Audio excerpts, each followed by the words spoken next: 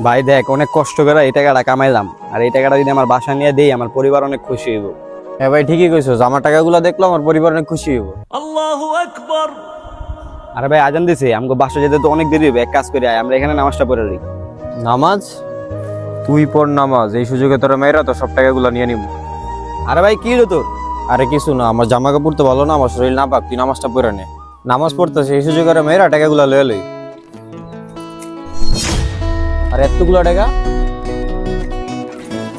আর এতগুলো টাকা আজকে তো আমি মালামাল হয়ে গেছি গা। আর ওই সাইডে আরো টাকা।